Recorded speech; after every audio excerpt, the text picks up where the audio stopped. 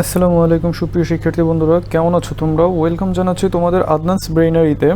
তো আজকে আমরা এইচএসসি আইসিটি চ্যাপ্টার 3 এর আরও একটা ভিডিও টিউটোরিয়াল নিয়ে হাজির হয়েছি।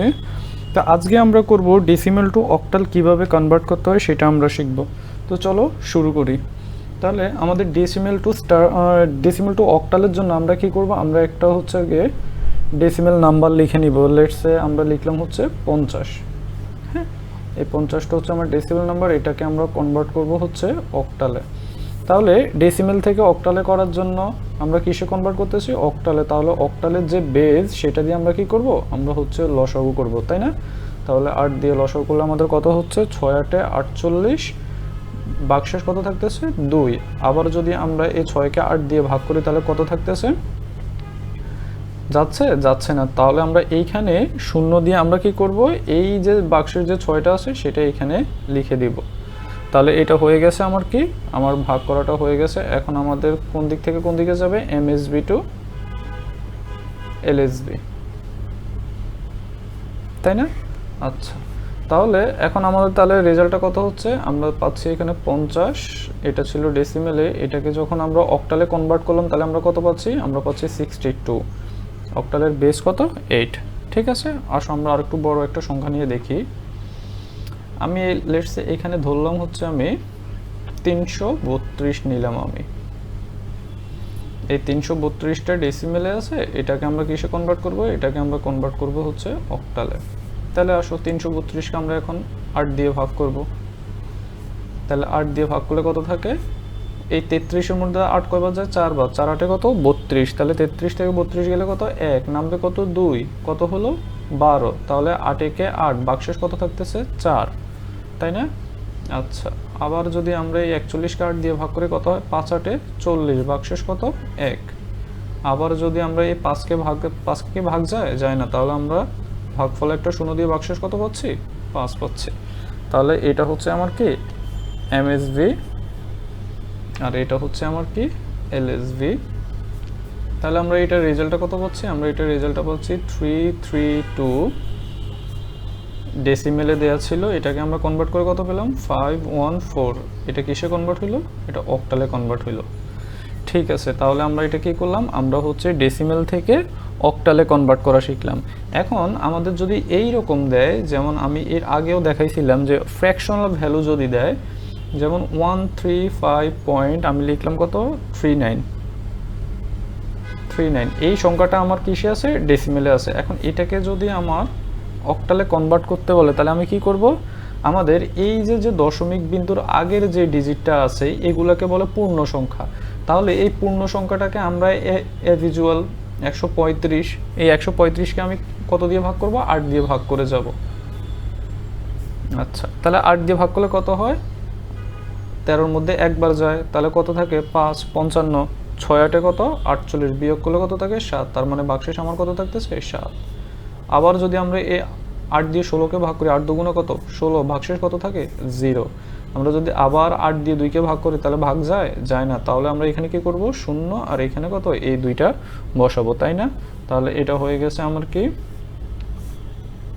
এমএসভি, আর এটা হয়ে গেছে কি এলএসবি, তাই না?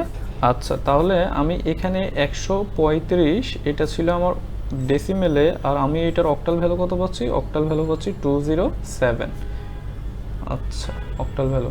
এখন দেখো এই যে দশমিকের পরে, এই দশমিকের পরে আমার আরও 39 আছে না? এখন তাহলে এটাকে আমরা কি করব?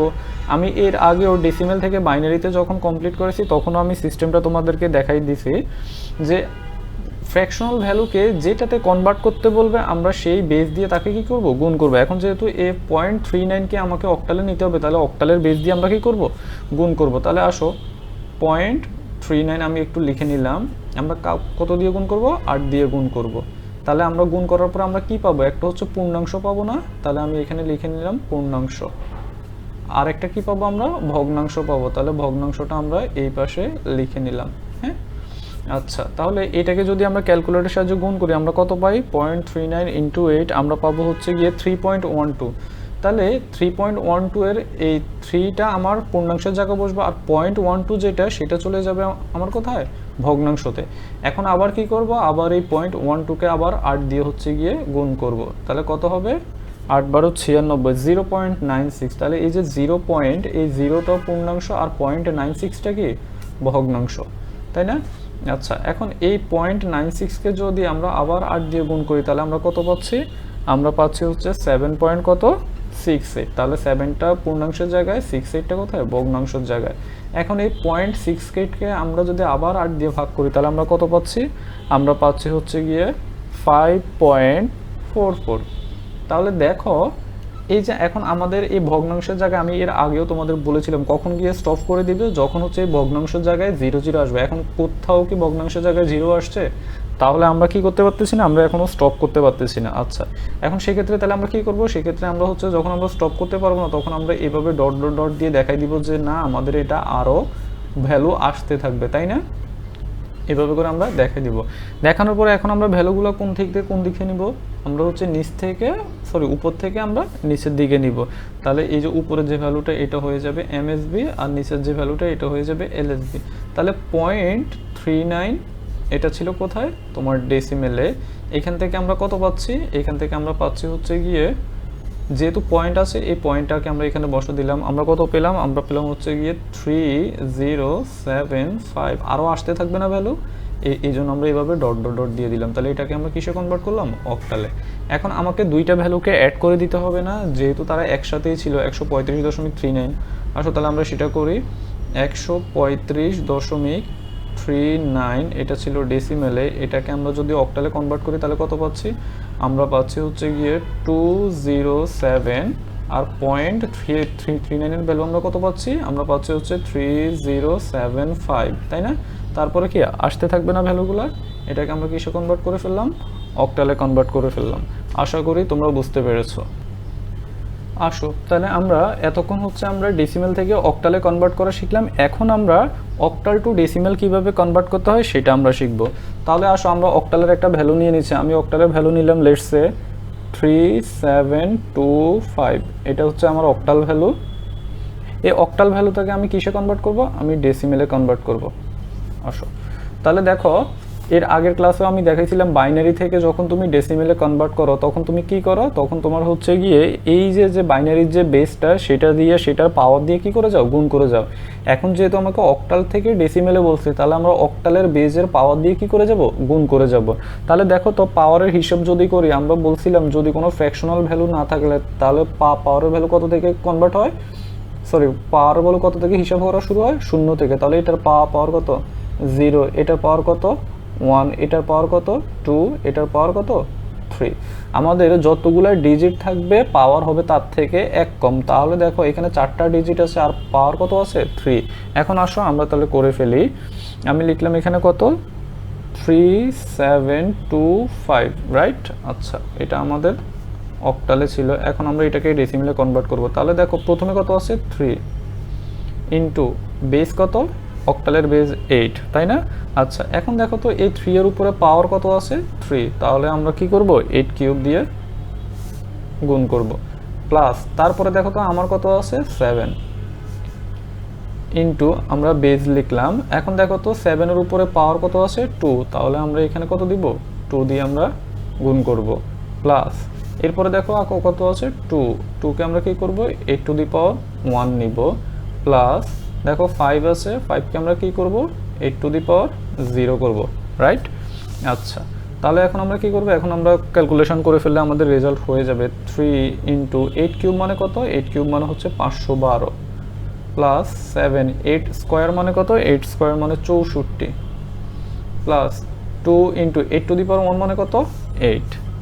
তারপরে কত হবে, 5 ইন্টু 8 টু দি পাওয়ার 0, কোনো কিছুর উপরে পাওয়ার 0 মানে কত, 1।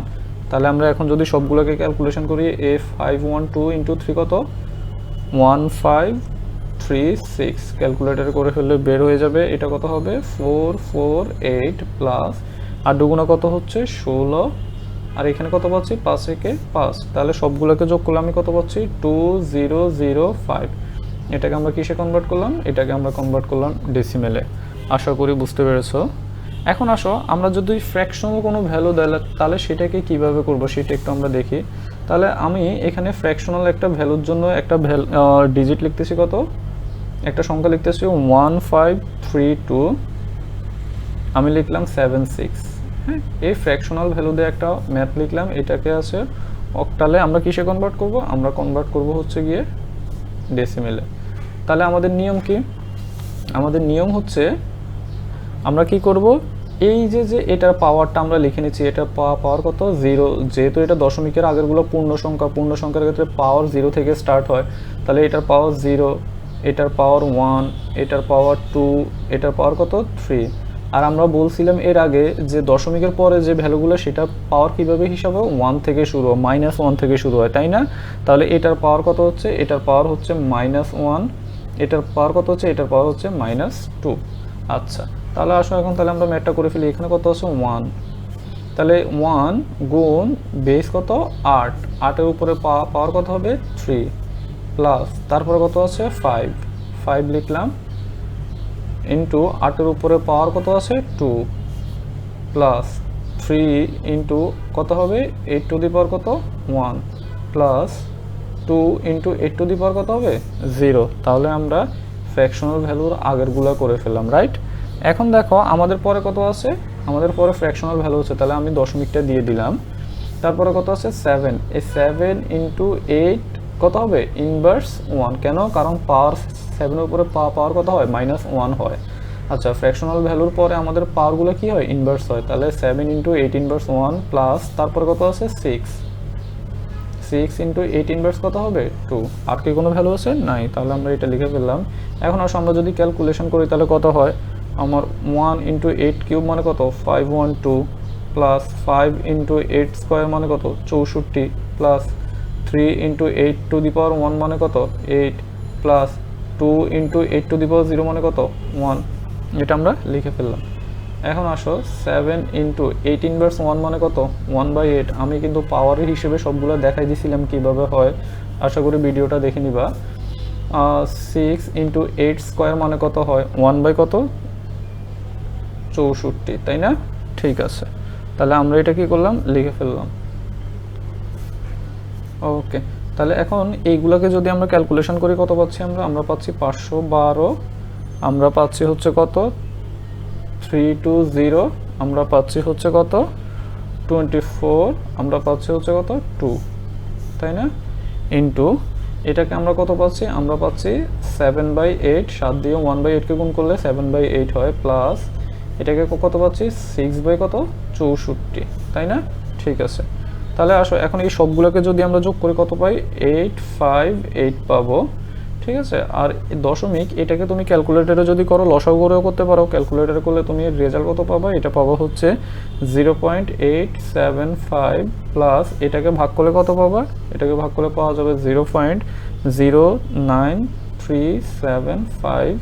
দুইটাকে যখন আমরা জাস্ট যোগ করে দিব 858, এই দুইটাকে যোগ করলে পাচ্ছি আমরা 96875। তাহলে এটা আমরা কিসে কনভার্ট করলাম, আমরা এটা কনভার্ট করে ফেললাম ডেসিমেলে। আশা করি তোমরা বুঝে গেছো কিভাবে করতে হয় অক্টাল টু ডেসিমেল এবং ডেসিমেল টু অক্টাল। দেখা হবে নেক্সট ভিডিওতে।